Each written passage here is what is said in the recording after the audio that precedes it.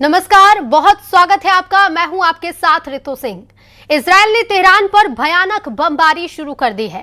Israel ने Tehran में उसी लोकेशन को टारगेट किया जहां से नए सुप्रीम लीडर के नाम का ऐलान होने वाला है। इजरायल के हमले में अचानक तेजी रूस के बयान के बाद आई है। रूस ने इजरायल और अमेरिका से ईरान के एटमी प्रोग्राम के सबूत मांगे हैं, तो वहीं ट्रंप ने ऐलान किया है कि ईरान से अब कोई भी बात नहीं होगी। ट्रंप ने धमकी दी है कि फैसला सिर्फ और सिर्फ युद्ध से होगा।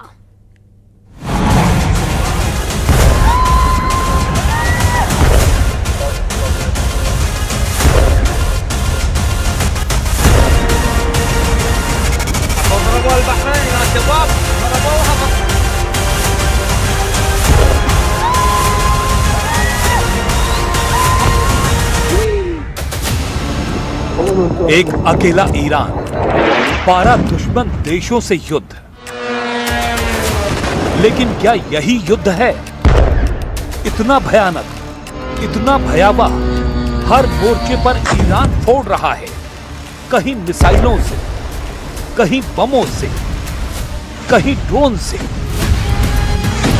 किसी ने सोचा नहीं था अकेला ईरान क्या कर गुजरेगा। किसी ने सोचा नहीं था अकेला ईरान कैसे युद्ध पलट देगा। लेकिन युद्ध अब जिस मोड़ पर है वहां ईरान हावी है। ईरान मार रहा है, ईरान बेरहमी से मार रहा है। ईरान की मार से अमेरिका के होश उड़े हुए हैं। ईरान की मार से इजराइल में हाहाकार मचा हुआ है। ईरान की मिसाइलों ने खाड़ी देशों के आलीशान शहरों को खंडहर बना दिया है। ईरान के आत्मघाती ड्रोन ने सुपर पावर का हौसला तोड़ डाला है। ईरान ने ट्रंप का युद्ध गणित बिगाड़ दिया है। ईरान ने नेतन्याहू के वॉर प्लान को फ्लॉप कर दिया है। ईरान ने खाड़ी के दुश्मनों की खाल उधेड़ डाली है। ईरान ने बारूदी बाउंस बैक कर यूरोपीय देशों का हलक सुखा दिया है। युद्ध जितने ज्यादा दिन चलेगा, ईरान की जीत के परसेंट उतने ज्यादा बढ़ जाएंगे। ईरान के पास खोने के लिए अब कुछ नहीं, अब सिर्फ हासिल है। लड़ाई इतनी विध्वंसक है कि अमेरिका ने खाड़ी देशों को उनके हाल पर छोड़ दिया है। ईरान की मार इतनी असरदार है कि लारिजानी के नाम सुनकर ट्रंप दहल जा रहे हैं। पीएम नेतन्याहू को तो लोगों ने यह भी कहना शुरू कर दिया है कि उन्होंने ऐसे युद्ध को भड़का दिया है जो कभी खत्म नहीं होने वाला। I hear the people are saying we're going to have an endless war here. You're not going to have an endless war. क्या ईरान ने अमेरिका इजराइल को अंतहीन युद्ध के ट्रैप में फंसा दिया है? आखिर क्यों ट्रंप के जनरल डैन को ईरान युद्ध में जीत का कॉन्फिडेंस नहीं है? क्यों अमेरिका पर मिसाइल इंटरसेप्टर नहीं देने के आरोप लगने लगे हैं? क्यों मार्को रूबियो ने युद्ध भड़काने का ठीकरा इजराइल पर फोड़ दिया है? जब हार दिखने लगती है, जब मार पड़ने लगती है, तब कमियां गिनाई जाती हैं, तब खोट निकाले जाते हैं। यूं ही नहीं, ईरान के खूंखार पलटवार ने पाकिस्तान जैसे मक्कार मुल्क की धड़कनें बढ़ा दी हैं। पाकिस्तान किसे गीदड़ भभकी दे रहा है, जानेंगे तो दंग हो जाएंगे।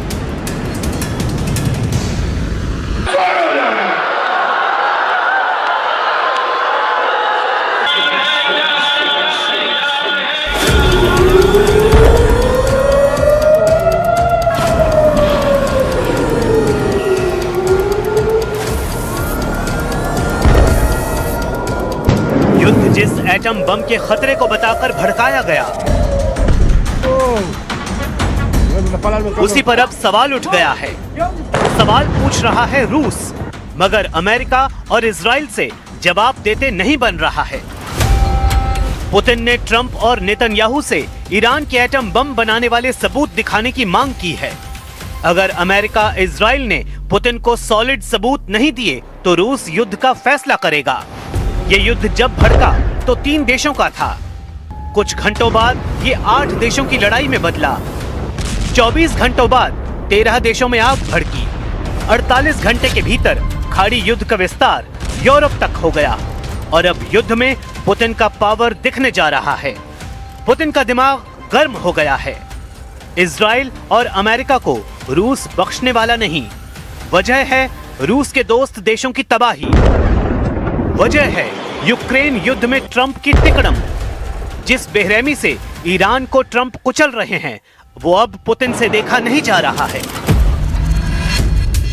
अमेरिका, इजराइल और ईरान का युद्ध खाड़ी देशों के 153 शहरों में फैल गया है। 504 ऐसी लोकेशन हैं जहां लाखों लोग फंसे हुए हैं। अब तक 1039 से ज्यादा बड़े विध्वंसक हमले रिकॉर्ड हो चुके हैं। युद्ध के 4 दिन में 787 लोगों की जान जा चुकी है। तेहरान में बारूदी तूफान तबाही मचा रहा है। रह रहकर ऐसे धमाके हो रहे हैं जिनसे आसमान ढका जा रहा है, धरती खौल रही है। अमेरिका ने ये धमाका कर दावा किया है, रिवॉल्यूशनरी गार्ड के मुख्यालय को उड़ा दिया है। अमेरिका ने अब टॉप गियर लगा दिया है, क्योंकि ईरान का पलटवार किसी लिहाज से कमजोर नहीं। ईरान ने इजराइल का चप्पा चप्पा मिसाइलों के धमाके से भून डाला है। यरूशलेम से तेल अवीव तक ईरान ने रॉकेटों की अंधाधुंध बौछार कर रखी है। ईरान के गुस्से ने इजराइल को नॉनस्टॉप हमलों के लिए मजबूर कर दिया है। इजराइल आर्मी जो कह रही है वो सुनकर ट्रंप सन्न है। אנחנו לא עוצרים לרגע. קצב ועוצמת התקיפות שלנו חסרי תקדים. המשטר האיראני ממשיך לספוג מכות קשות בכל מערכי הליבה שלו. הוא נחלש מיום ליום. אז מה עשינו הלילה? הלילה מטוסי חיל האוויר בהכוונה מדויקת של אגף המודיעין תקפו את מתחם ההנהגה האיראני בלב טהרן, המפקדה החשובה והמרכזית ביותר של המשטר.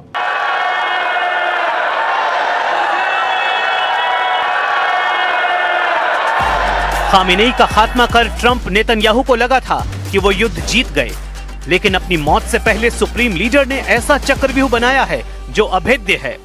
ईरान ने दावा किया है कि ये लड़ाई लंबी चलेगी।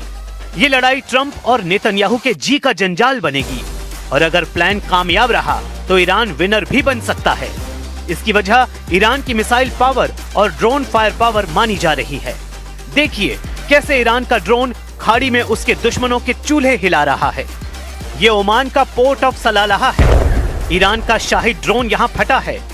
ऐसे ही सऊदी अरब के रियाद में कामिकाजे ड्रोन कहर ढा रहा है।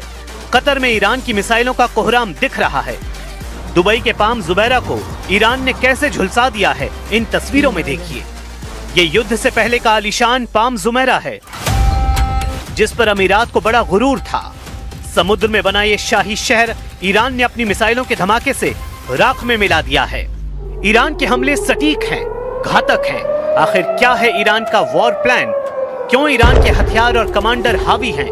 ईरान ने बेजोड़ डिफेंस स्ट्रेटेजी बना रखी है, जिसमें IRGC को 31 अलग अलग यूनिट्स में बांटा गया है। एक तेहरान के लिए और बाकी 30 अलग अलग राज्यों के लिए। सभी यूनिट्स के कमांडर के पास टैक्टिकल शक्तियां हैं, जिन्हें हमलों का फैसला लेने के लिए किसी से पूछना नहीं पड़ रहा है। ये कमांडर खुद तय कर रहे हैं कि मिसाइल और ड्रोन कहां दागना है। इसे एक तरह से गुरिल्ला वॉर की रणनीति ही मानिए। ईरान ने अपने वॉर सेंटर ऐसे रेगिस्तान में बना रखे हैं जो उबड़ खाबड़ पहाड़ियों से घिरे हैं। डिफेंस इन डेप्थ की यही रणनीति ट्रंप आर्मी का सिरदर्द बन गई है। युद्ध अगर लंबा खिंचता है तो किसी भी हमलावर देश के लिए जंग लड़ना काफी मुश्किल हो जाता है। अमेरिका और इजराइल को जंग लड़ने सैकड़ों हजारों किलोमीटर दूर से आना होगा, और ईरानी सैनिकों को कहीं जाने की जरूरत नहीं है। पूरी सेना देश के अलग अलग हिस्सों में जम जाएगी। यह युद्ध का काफी कारगर तरीका है।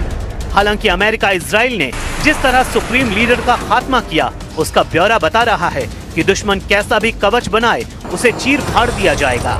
ईरान के सर्वोच्च नेता खामेनेई का सफाया हाईटेक प्लानिंग से किया गया। मीडिया रिपोर्ट्स के मुताबिक मोसाद और CIA एजेंट्स ने तेहरान के सभी ट्रैफिक कैमरों को कई सालों से हैक कर रखा था। इसमें से तेहरान की पास्टर स्ट्रीट के पास एक खास कैमरा सबसे अहम साबित हुआ। इजराइल अमेरिका ने खामेनेई के बॉडीगार्ड्स की हर आदत पर नजर रखी।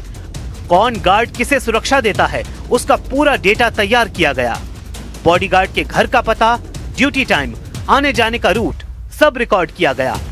खामेनेई के साथ रहने वालों की गाड़ियां जहां पार्क होती हैं, उस कंपाउंड की रेकी की गई। इलाके के मोबाइल नेटवर्क में घुसपैठ कर सुरक्षा दस्ते की आपसी बातचीत सुनी गई। ऑपरेशन में इजराइल की यूनिट 8200 ने सिग्नल इंटरसेप्ट जुटाया।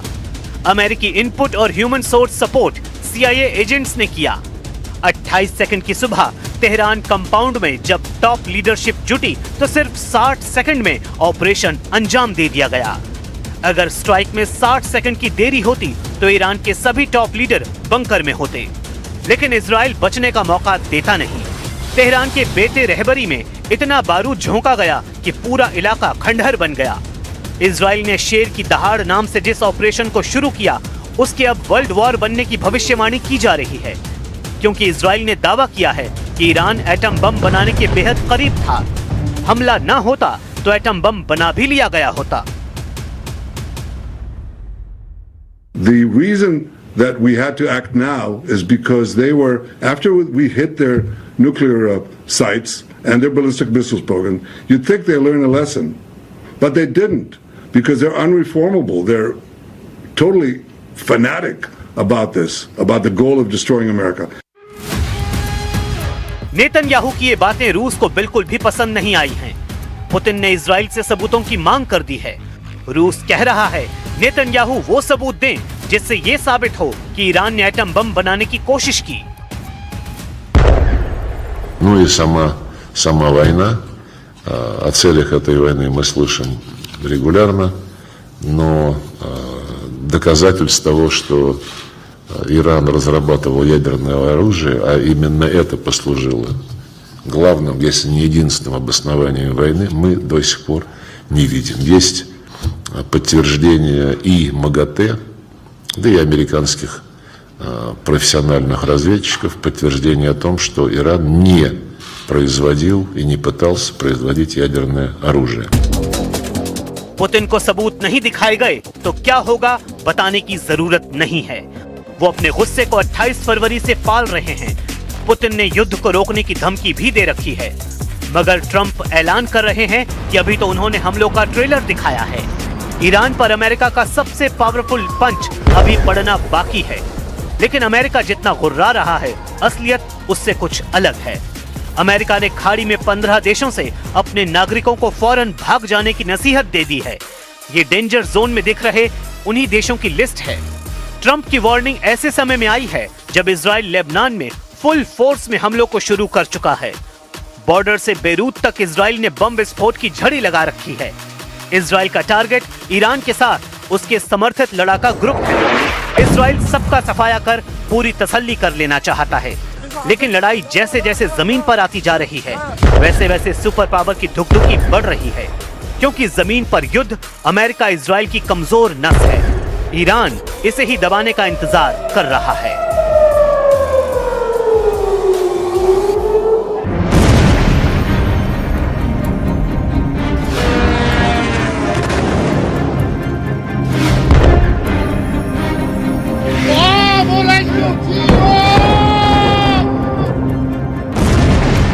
इजराइल में हमलों से उड़ गई है नेतन्याहू की नींद।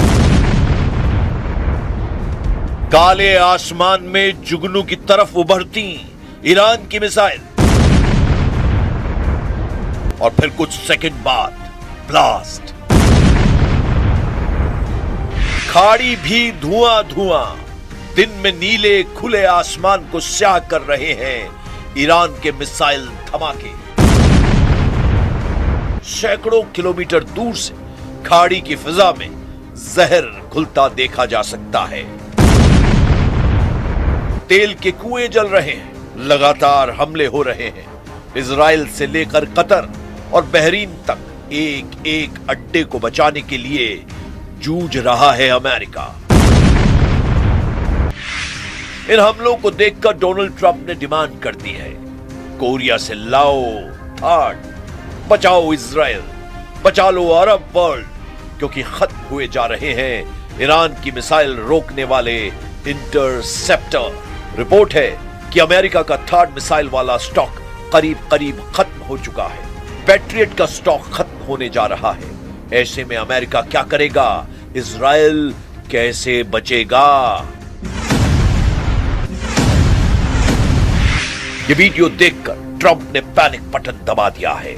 युद्ध लंबा चलने की बात हो रही है, क्या ऐसी जंग के लिए अमेरिका और इजराइल तैयार है?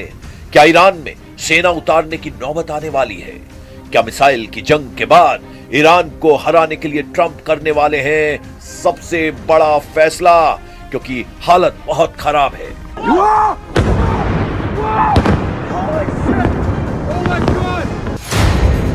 वॉल स्ट्रीट जर्नल की खबर ने अलर्ट जारी कर दिया है कि मिसाइल डिफेंस सिस्टम के लिए मिसाइल खत्म हो रही है। यह खबर ऐसी है कि नेतन्याहू अपना माथा पकड़ने को मजबूर हो जाएंगे। अमेरिका के अखबार ने लिखा है कि ईरान के मिसाइल अटैक को रोकना अब इजराइल के लिए मुश्किल होगा। इजराइल के तमाम मिसाइल डिफेंस सिस्टम के सामने बड़ा संकट गहरा गया है। अमेरिका में छपी खबर बता रही है कि नेतन्याहू और डोनाल्ड ट्रंप को फौरन कोई कदम उठाना होगा, नहीं तो ईरान की मिसाइलों के सामने टिकना मुश्किल हो जाएगा। इजराइल पहले ही अपने डिफेंस सिस्टम को लेकर जूझ रहा है। आयरन डोम बन गया आयरन मोम। ईरान की मिसाइलों ने पिघला डाला। यह बहुत परेशान करने वाली खबर है। इसी पर हड़कंप मचा हुआ है। ताबड़तोड़ हमलों से गूंजा इजराइल। तेल Aviv, Haifa, Nevatim, Beersheba. Netanyahu की नींद उड़ाने वाले धमाकों से बेचैन हो गए हैं ट्रंप। अमेरिका के थाड को फाड़ डाला। ईरान ने निकाल लिया है मास्टर किलर खैबर शिकन। इसका लगातार शिकार बन रहा है डोनाल्ड ट्रंप का सिस्टम। ट्रंप ने कोरिया और यूरोप में फोन मिलाकर बुलाने शुरू कर दिए हैं अपने नए डिफेंस सिस्टम। पेंटागन को ऑर्डर मिला है, जल्दी लाओ और थाड, जल्दी मंगवाओ और पैट्रियट, क्योंकि युद्ध शुरू होते ही खत्म होने लगे हैं। अमेरिका के इंटरसेप्टर यानी वो मिसाइल जो दुश्मन के ड्रोन और मिसाइल को रोक रही है।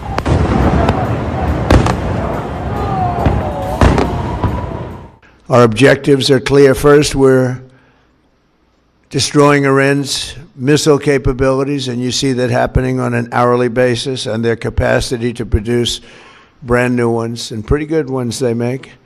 Second, we're annihilating their navy. We've knocked out already 10 ships. तेल अवीव और हाइफा से आ रही तस्वीरों को देखकर नेतन्याहू का दफ्तर हाहाकार कर रहा है। डोनाल्ड ट्रंप की सरकार इमरजेंसी प्लान पैनिक बटन बार बार दबा रही है। बता रही है कि ईरान की मिसाइलें सबसे बड़ा चैलेंज बन चुकी हैं। जब आसमान में ईरान की मिसाइल नजर आती है तो इजराइल में सायरन बजने लगता है।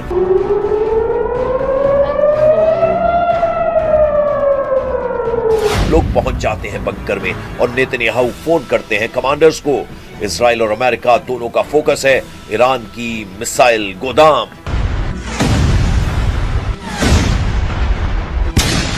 Our focus is on the destruction of their ballistic missile launchers, their ballistic missile stockpiles, and their ballistic missile manufacturing capability, as well as their one-way attract drones and their navy, because of the threat it poses to global shipping.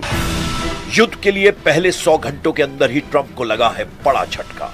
ऐसे हालात इसलिए पैदा हुए क्योंकि leadership खत्म होने के बावजूद ईरान ने इजराइल पर लगातार मिसाइलों की बौछार जारी रखी है। ईरान दिन में पिटता है लेकिन रात में पूरी तरह पीट देता है। इजराइल के हमले और ईरान के पलटवार का टाइम टेबल सेट है। दिन में इजराइल दहलाता है, तेहरान में कारपेट बॉम्बिंग करता है। रात में ईरान लेता है बदला, चुन चुन कर तबाह करता है नेतन्याहू के मिलिट्री अड्डे। ऐसे युद्ध में फंस गया है पूरा पश्चिम एशिया, जिसको रोकते रोकते पूरी तरह तबाह हो जाएंगे कई देश। कतर, बहरीन, यूएई, कुवैत, हर जगह ईरान की मिसाइलों और ड्रोन की बौछार हो रही है और यहां तैनात अमेरिका के डिफेंस सिस्टम बेकार साबित हो रहे हैं।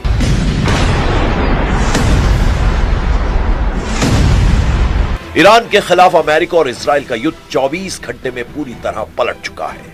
अमेरिका की तरफ से ऐसा अलर्ट आया है कि नेतन्याहू के पैरों तले जमीन खिसक सकती है।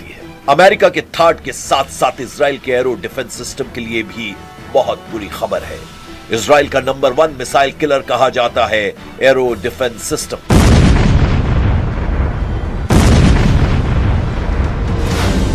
एरो इजराइल का अपना मिसाइल डिफेंस सिस्टम है। इसकी रेंज 2500 किलोमीटर है।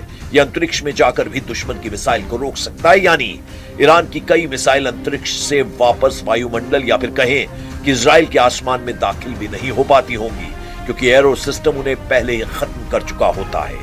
इसी वजह से एरो को इजराइल का प्रीमियम मिसाइल डिफेंस कहा जाता है। लेकिन बेत शेमेश, तेल अवीव और बीरशेबा में हुए हमले बता रहे हैं कि एरो फेल हो रहा है। ये ईरान की मिसाइल रोकने के लिए इजराइल का मल्टी लेयर डिफेंस सिस्टम का हिस्सा है, और जब तक नौबत डेविड स्लिंग या फिर आयरन डोम की आती है, उससे पहले ही एरो मिसाइल डिफेंस सिस्टम अपने टारगेट को अंतरिक्ष में खत्म कर चुका होता है। ऐसे दावे किए जाते हैं, लेकिन एरो का लगातार इस्तेमाल करने से इजराइल की युद्ध वाली फैक्ट्री पर जबरदस्त दबाव पड़ा है, क्योंकि गोली से लेकर मिसाइल तक दुश्मन को खत्म करने वाले हर हथियार की एक कीमत होती है। एरो सिस्टम की एक मिसाइल की कीमत $30 लाख है, यानी करीब 26 करोड़ रुपए। खबर है कि ईरान की मिसाइलों को रोकने के लिए अगले एक हफ्ते बाद ईरान के मिसाइल डिफेंस सिस्टम का खर्च करीब $300 मिलियन आ सकता है, यानी करीब 2600 करोड़ रुपए। इजराइल में हर लोकेशन को बचाना नेतन्याहू की जिम्मेदारी है, और ईरान जब हमला करता है तो उसके टारगेट पर इजराइल के बड़े से बड़े मिलिट्री टारगेट होते हैं। इन हमलों के दौरान इजराइल के सबसे नाजुक ठिकानों पर मिसाइल गिरते हुए देखकर नेतन्याहू बहुत ज्यादा दबाव में है। अमेरिका से लेकर इजराइल का मीडिया इसी की बात कर रहा है कि अब नेतन्याहू क्या करेंगे, ट्रंप क्या रास्ता निकालेंगे। यही खबर यूरोप से लेकर एशिया तक फैली हुई है, और ईरान ने भी इन खबरों को पढ़कर अपनी नई स्ट्रेटेजी बनानी शुरू कर दी है। इजराइल में डर की वजह तेल अवीव और हाइफा पर गिरी मिसाइलों के वीडियो हैं। ऐसे हमलों ने इजराइल को बता दिया है कि अगर ईरान से लड़ना है तो अमेरिका की लगातार मदद जरूरी होगी। लेकिन अमेरिका क्या कहे, वो तो खाड़ी में अपने अड्डों को बचाने में नाकाम साबित हो रहा है।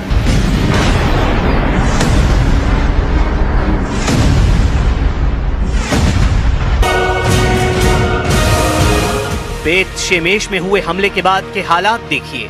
यहाँ ऐसी तबाही हुई और इतनी जान गई कि तेल अवीव से लेकर वाशिंगटन डीसी तक हड़कंप मच गया। यहाँ पर मिसाइल गिरी तो बंकर तक फटकर तबाह हो गया और वहाँ मौजूद कई लोग मारे गए। इजराइल को सबसे ज्यादा दहलाने वाली फत्ताह मिसाइल नेतन्याहू के लिए बहुत बड़ी चुनौती बन चुकी है।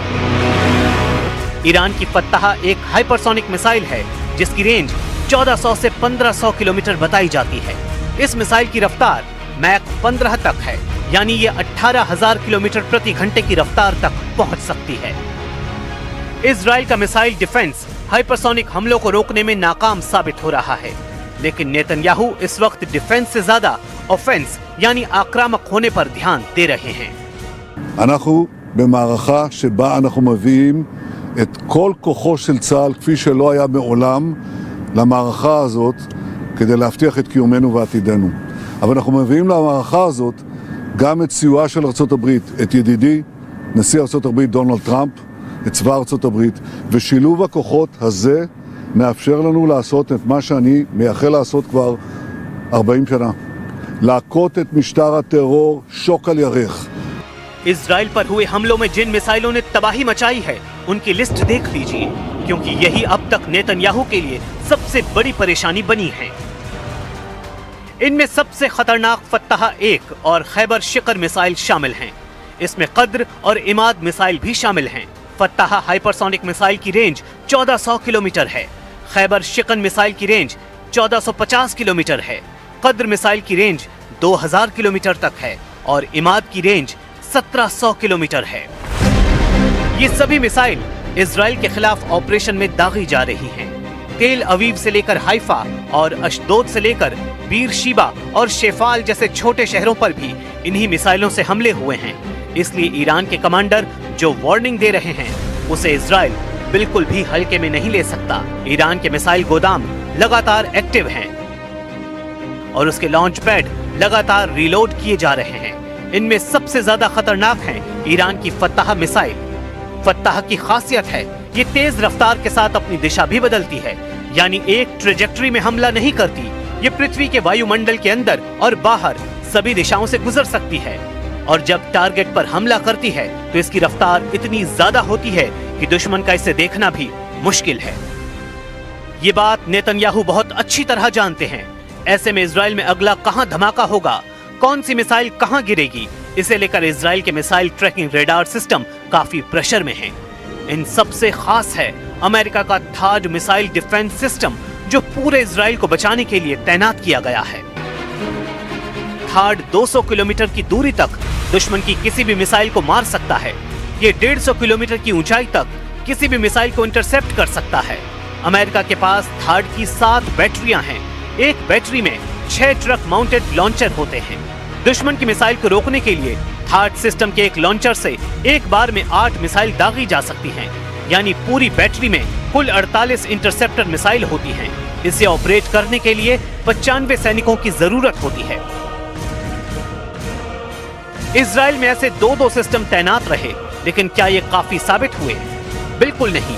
हाइफा और तेल अवीव में गिरती हुई मिसाइलों ने बताया है कि ईरान एक बार में सैकड़ों मिसाइल फायर करने की ताकत रखता है और उनको रोकना ना इजराइल के बस की बात है, ना ही अमेरिका इसमें 100% कामयाब रहा है। अगले 24 घंटे इजराइल के लिए बहुत खतरनाक होने वाले हैं। अगर नेतन्याहू ईरान के लॉन्च पैड वाले अड्डों को तबाह करने में नाकाम रहे तो समझ लीजिए इजराइल और अमेरिका को लगातार बड़े बड़े झटके मिलते रहेंगे। ईरान से युद्ध को लेकर अमेरिका और इजराइल को ऐसे सिग्नल लगातार मिल रहे हैं।